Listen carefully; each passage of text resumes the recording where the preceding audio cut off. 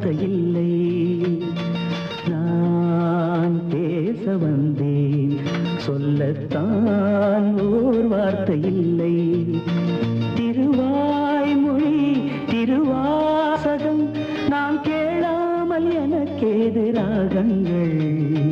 நான் பேச வந்தேன், சொல்ல